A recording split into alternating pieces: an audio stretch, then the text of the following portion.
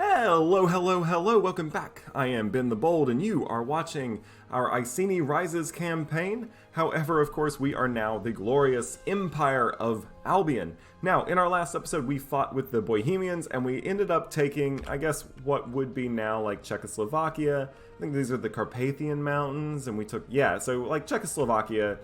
And if you remember, I said that I would probably do some colonizing between episodes, and in fact, I did. I didn't advance the episode one single day. I just spent all 5,000 gold in my treasury. I have about 100 gold left to colonize a bunch of land. I ended up missing one little territory. That was my bad. I just skipped it. From this far away, I didn't really recognize the uncolonized land white versus the white of Albion.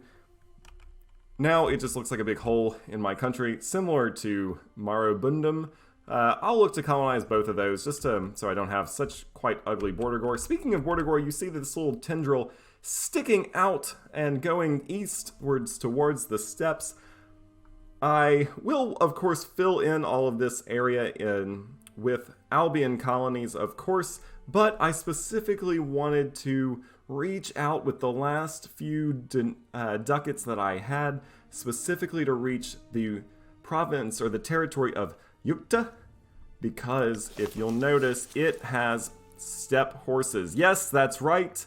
The Iceni people, the British people of the British Islands, are going to be swarming their southern neighbors with horse archers. And I'm really excited to do that in the upcoming episode today, as well as in the future. So, without any further ado, let us go ahead and get started. We have some loyalty issues, we have some disloyal characters, we also have a lot of governors that need to be put in place, so let's go ahead and start putting governors in place. We need governors who are nice and loyal. You look good. We need a governor here as well. You look good too. Ooh, local slave happiness up with governor. Province commerce up if governor. Perfect, perfect, perfect. Here, how about you? What is your effective governor? State religion happiness goes up. You're also pretty loyal. I'll put you in charge. Man, I have all sorts of governors that need to be filled. Good thing I have lots of good loyal magistrates to do it. I also have some jobs that I need to give out. Let's see, this one increases army morale, right? So it's helpful to have someone good, but also I'm looking at that loyalty. I think I'm gonna go with you. You're a little younger. We'll live a little bit longer. Yeah, one problem we're gonna have with such outstretched lands and especially around the Carpathians is we are gonna have some barbarians rise up every now and again. I will have to just kind of create some forces to deal with that. Let's take a look. Yeah, they're popping out. Let's look at our barbarian map mode. That's not it. This is it. Barbarian map mode. Okay, so yeah, we have a couple like little spots for barbarians, including out here in the northern wastelands. We will be increasing the civilization value of all these places to decrease the barbarians, but let's go ahead and just put you on, what, defend borders, right? Defend borders. I'll put you on defend borders as well. And they should go ahead and maneuver their way, hopefully, towards these barbarians. That is, if the barbarians indeed come my way. Where are they going now? They're just going up north. I think I'm going to go ahead and create some horse archers. Create like a 10 stack of horse archers and use it as a just kind of a defense force, able to just roam around here, put down any rebellions that may arise, because I mean we can kind of see well, actually I was going to say these may not be the most loyal of places, and yeah, province loyalty is going to start ticking down. I will be able to change some of that. I also, as I've put a bunch of governors in place, need to start thinking about the different governor policies I'm going to do. Of course, the cultural assimilation and the religion conversion are probably two of the first two policies that I should stick to pretty much wherever I am, but we will deal with that maybe when we get a little bit more political influence. Now that I have one horse archer, let's go ahead and build several more.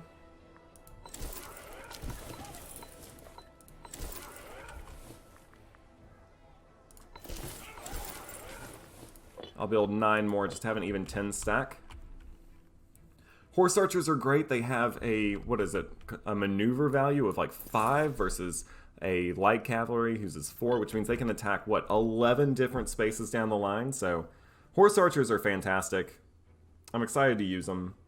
I can't wait to add them to many of our armies. The one downside is we will have to create them way over here. Although, if I were to, say, build maybe, or, yeah, like, can't build a farming settlement, but if I were to build, say, a slave estate, no, that unfortunately doesn't reduce. Alright, well, I'm still going to build the slave estate, I think. Or maybe I should build a fort. No, I'm going to go ahead and build the slave estate. And maybe think about moving 2 other slaves to this.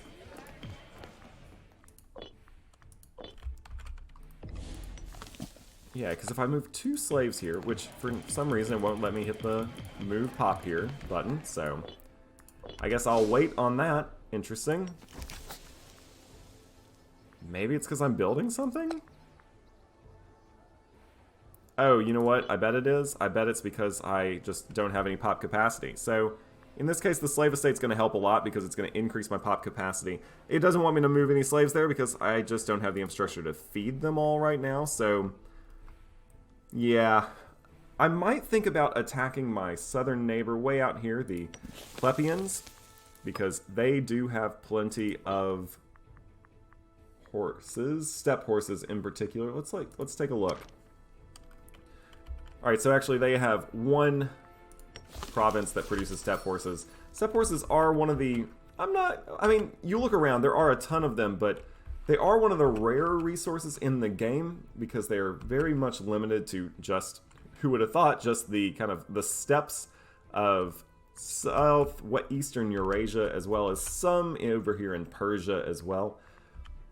But, you know, we don't see many steppe horses out here in the west, in Gaul and in Britain. So these are curious beasts, to say the least, that we are bringing back to Venta. We do need to figure out what to do about this province's loyalty. Let's see. Oh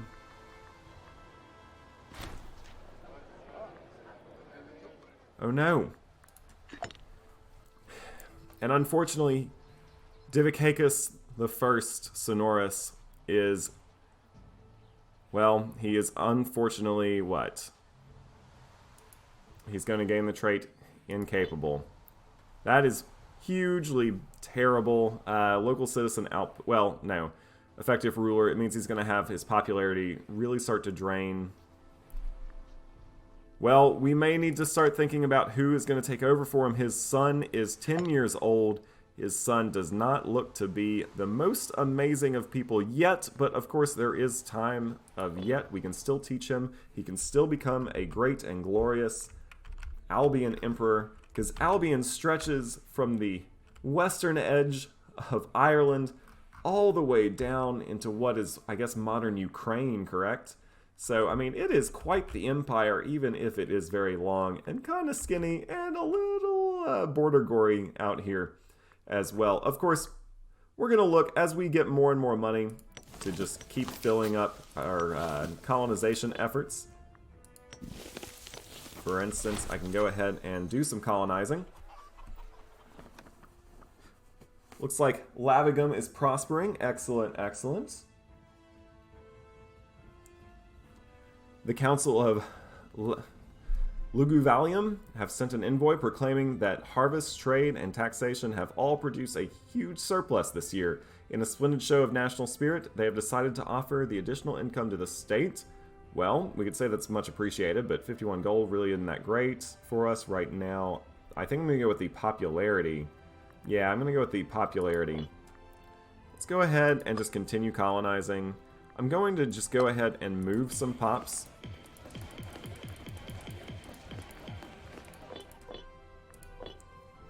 And I think I'm going to first concentrate on taking all of this territory up north. So we'll colonize again. My apologies for not doing this between episodes. The only reason I had to stop colonizing was, of course, because I ran out of money. Now that I have hit the unpause button and am progressing forward, well, I'm making over 100 ducats per month, which is pretty darn good, which means my colonization efforts can once again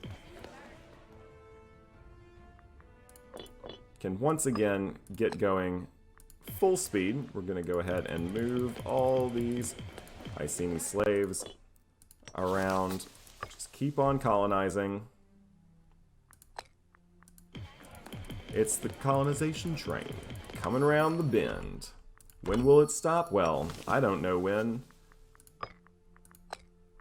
We went to get steppe horses, and now we're gonna build an army. Sorry, that was my Johnny Cash take for the day, I guess. Not exactly... I'm not exactly a great singer. Definitely don't do Johnny Cash any justice.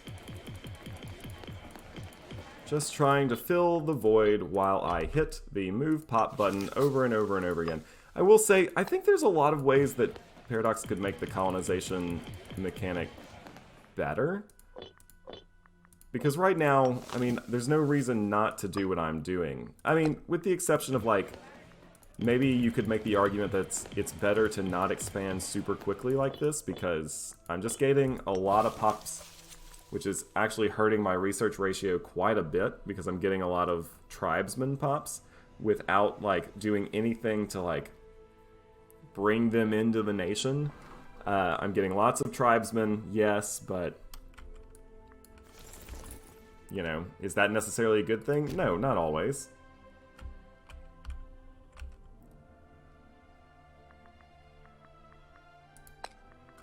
Let's go ahead and put a general in charge of our horse archers. Ooh. I like you. We'll put you in charge. We'll just try to send you somewhere where you won't take violent attrition. But all the way over here. And we will continue to colonize.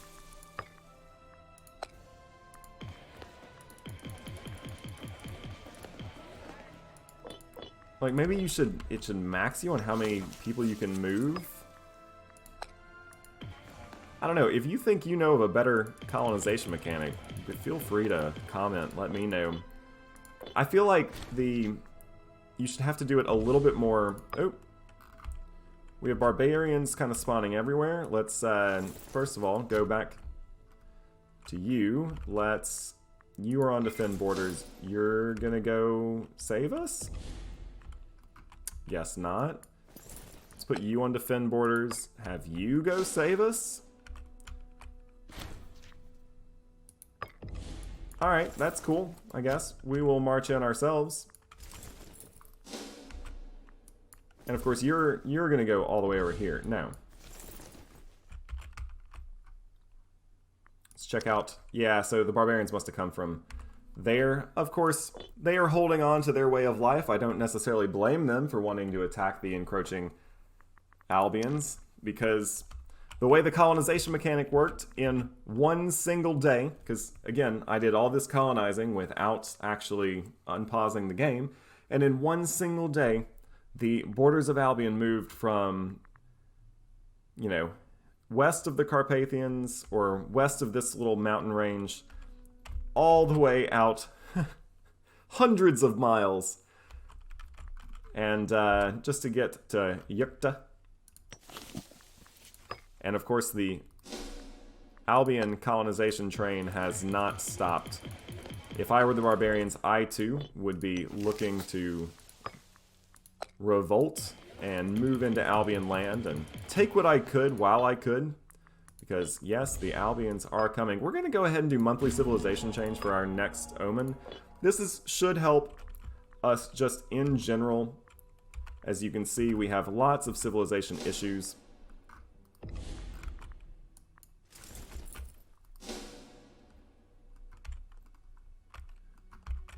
We have lots of civilization issues, just because, I mean, all of this land, from practically the Netherlands to Ukraine is just all low civilization value. We did win. Take a look at that. We only lost 81 little horsies. Excellent work. Excellent work. So we're going to come... you know what I'm actually going to do? I'm going to split this army in half and just keep both of them down here. And I'm going to keep colonizing.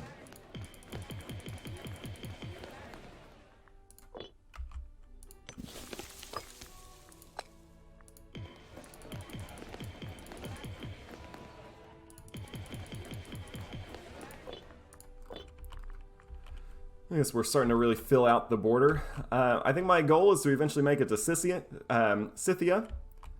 It would be just really fun to have a nation that stretched all the way from the tips of Scotland to the Black Sea.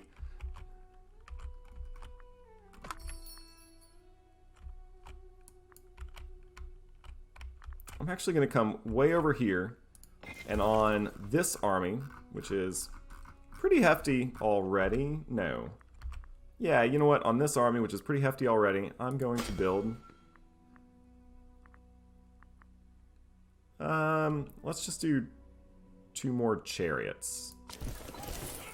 I'm building chariots because, well, I just like them. And I'm only building 2 because I want to get it up to 20. I like nice round numbers. Let's get you 3 more. I'm thinking 3 more mounted skirmishers. I'll bring it up to 4 mounted skirmishers in total. That sounds good.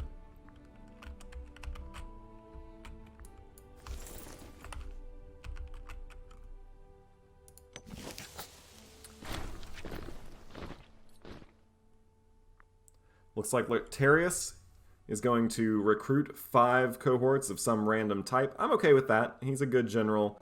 He's been very loyal to me. I want to keep him loyal. Go ahead, trade away some hemp. That's fine. I would really like to get another resource of steppe horses, especially if I could get another resource in this province, which would involve me going to war. But if I could do that, then I could trade away that surplus to somewhere over, for instance, Venta. And that's quite the long trade route, but alas, then I could build just hordes of horse archers in the, you know, kind of the Essex plains or marshes. Now, would horse archers been as effective in Western Europe? I mean, maybe, maybe not. There's a lot more forest land out here. They are unstoppable for sure. Both, you know, in history and kind of in this game, out here on the steppes. But, you know, in history, they tended to lose their effectiveness when trying to push into, like, the woods in Germany. Like, you had the Huns and such. I mean, so, is this necessarily accurate that we could just build hordes of horse archers, of steppe horse archers in England and use them to conquer the rest of Gaul? Well, probably not. Is it something I'm going to try to do? Yeah.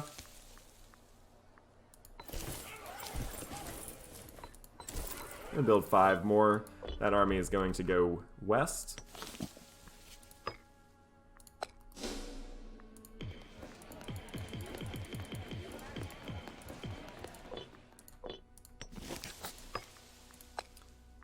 And I'm just going to continue colonizing now that I have the money to do it.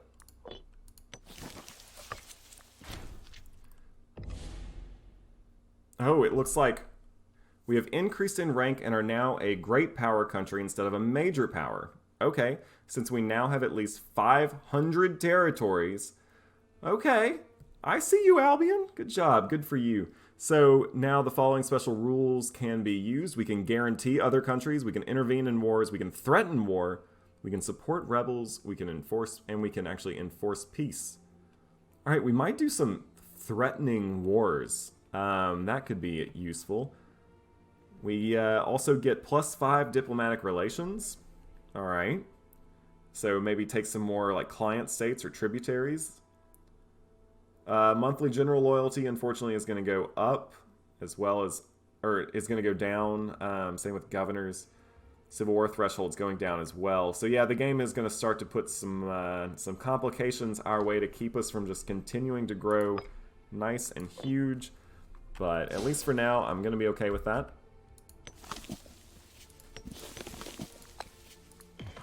And I'm going to keep moving. Look at that, 500 territories. Good for us. Good job, Albion. We should also think about where we're going to go to war next, and I'll tell you where. Let's look at you. Alright, so you have some pretty strong allies. Actually, you have some very strong allies, so... You have the Getians, which they're not near as powerful as they once were when Rome kind of dismantled them, but they're not exactly weak. There's also... Oh, they're guaranteed by Phrygia and... And Chthoniya? You are guaranteeing...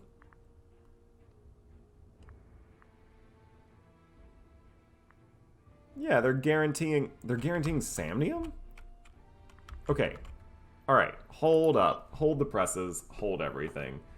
Chthoniya. This nation over in, like, on the Baltic, over west of Germania, or sorry, east of Germania, has guaranteed the independence of Samnium. This country that is admittedly probably fighting for its life against Rome. Chthoniya has guaranteed How in the world do they expect to be able to defend Samnium? If Rome, for instance, tomorrow said, hi, we're going to declare war on Samnium, we're just going to take this, it's ours, yay. Chthoniya is going to be like, no, you're not. The Chthonians will march to war against you, Rome. And then they will march all the way through my territory, all the way through the Alps, and I mean, it's just a little much. It's a little much. We might have to just knock Chthoniya down a peg or two, just because they're getting a little too big for their britches. And that might be the next place we look at war. We can also, I do want to continue to search out more steppe horses. Getting those 3 provinces would be great. Honestly, just filling in all of this empty land, which at this point, the slow creep of the Albion colonization train is unstoppable, because look how much money we make per month. 80 ducats per month. That's pretty darn good, if I do say so myself. Why are we... Oh, because our emperor is bad. I was going to say, why are our tributaries minus 10%? Let's look real quick at our inventions. Anything particularly decent? Build costs down. Not when we're making this much money. No, I'm still feeling pretty good. Of course, by taking all this land, we are slowing down our research by quite a bit, because the research has a lot to do with the research ratio that we have, and our research ratio is, well, bad, as this little pop-up indicates. Either way, I like this colonization train going exactly the way it's going. Let's keep it moving.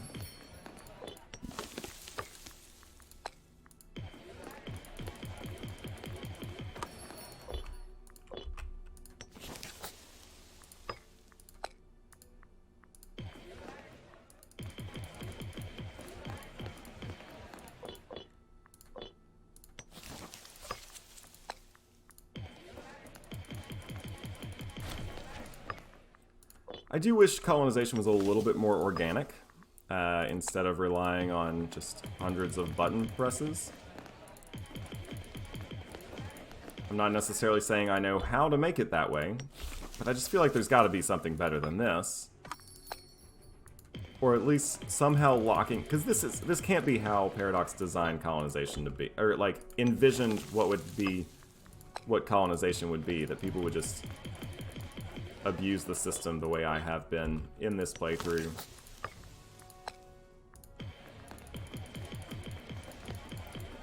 Because yeah, basically all I'm doing is I'm marching a ton of slaves all around the world, and we're just marching in. I'm saying, hey, you belong to me now. Why do you belong to me? Because I brought you a whole bunch of slaves. Are we going to keep our slaves here? No. We're going to march them out.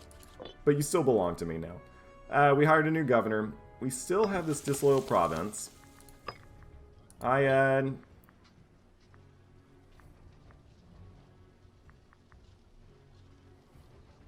think my best bet to make them a little bit more loyal would be to, well, I need them to culture convert a little bit, so I'm actually going to go off of that local autonomy policy and instead go onto the pop assimilation speed policy. That's going to help me out not a lot, but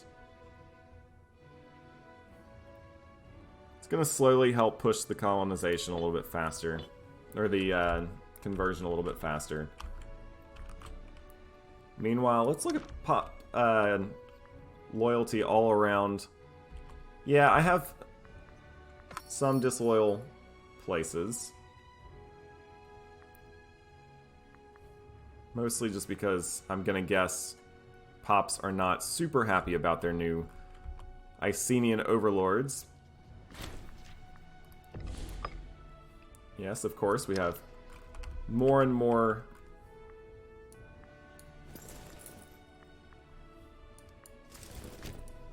barbarians at the gates. I'm going to go ahead and recombine these 5,000 troops.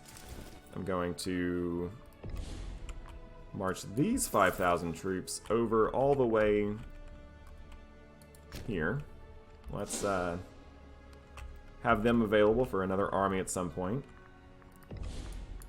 You are going to form up together and go take care of that situation.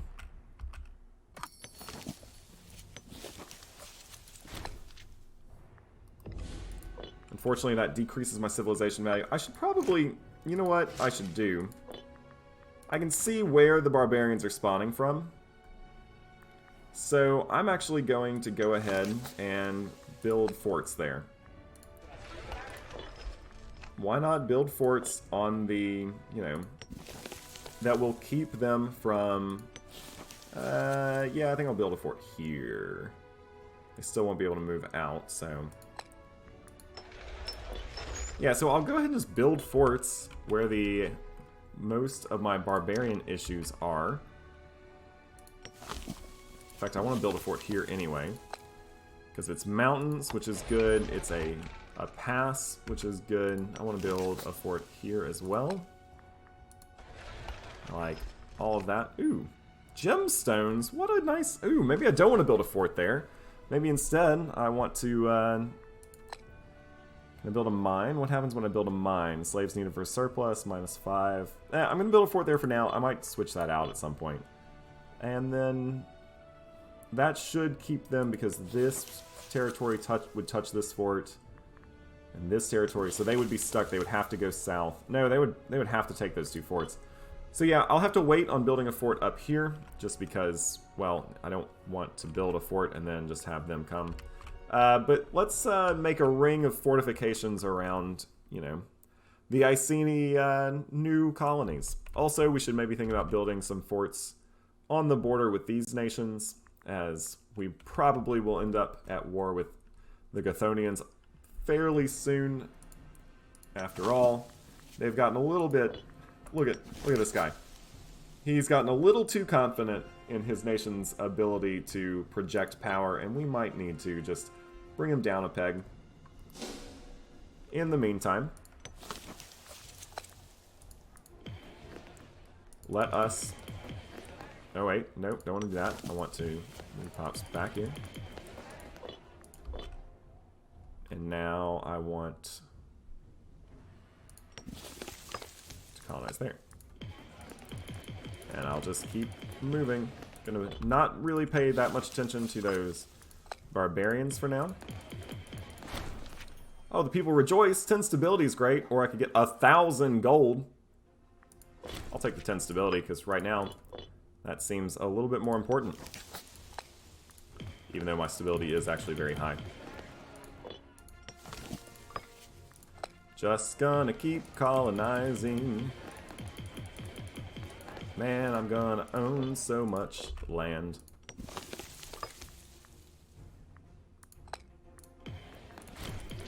I'll tell you what. I've passed on a lot of those like tribesman output texts lately, or inventions lately. If I could get some tribesman output inventions now, boy. I'm gonna go ahead and get that slave needed for surplus down. That's gonna cost quite a bit of money. Look at my Horse archers go. This is a real testament. Ooh, I should definitely have changed the tactics, but this is a real testament to what horse archers can do, because they, like, this one horse archer can attack the one in front of it, as well as the 5 blocks on either side. So they can really do a ton of damage. Yeah, and look, they... Perfect. Boom. Excellent. I did take 2,500. I mean, they ended up losing more men than I did, but we definitely won that fight and are going to push the barbarians out of our land. Not worried in the slightest. The horse archers came through in the clutch. Let's go ahead and actually build 5 more. There we have it. We have finished them off. Now we will just retake those 2 provinces. I think I'm going to go ahead and... Maybe I should build the fort here. That just seems to be a little bit better off. I'm going to build a fort.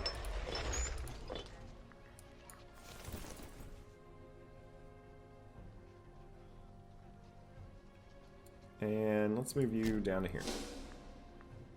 Let's also give you the hit and run tactic. Or no, the deception tactic.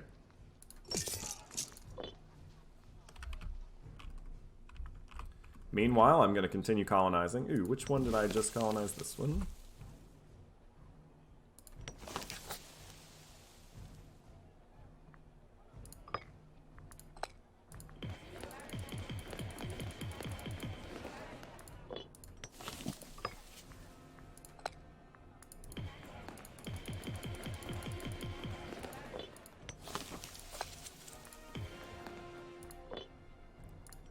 Now, one of the things that I'm doing here, I really am waiting for my manpower to tick way back up.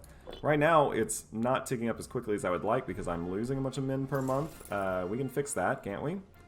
Let's not just have people sit around in places where they will die. So let's move you somewhere a little bit more civilized. Now, again, I'm on that monthly civilization change omen, and I'm on that because as my civilization goes up, the supply gets a lot better in some of these places. As you can tell, like, supply limit up by 35.64% with the when the civilization. So like, yeah, so like here, supply limit's only up by 20%. So like, as I civilize more and more, the better off we will be. My civilization changes by 0.15 every month. I might think about, especially for some of these, once I start to move more and more Icenia pops. Let's look at our culture map mode. Yeah, so like even here, like in Bohemia, I'm already starting to see a lot of Icenia pops. I should probably start building a bunch of cities as well. For instance, maybe you should be a city.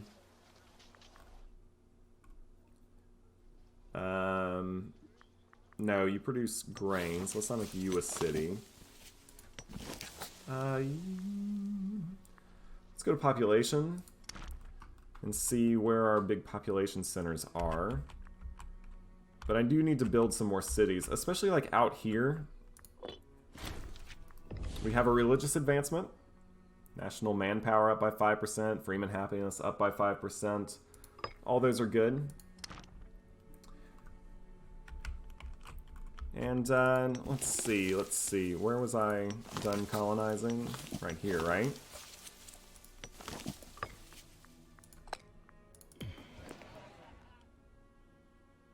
Oh, and I've run across that problem I have where Mask has a holding and it needs all the slaves there. So for the moment, my colonization train is going to come to a halt, a screeching halt. Let's see how far away we were from the steppe horses. Alright, so we weren't too far away from getting another thing, or a couple more resources of steppe horses. I think that's actually, since the colonization train has stopped, I think I am also going to stop for the day. But take a look at how big Albion is on the map. We have multiple Albion names, and each one of them is fairly large.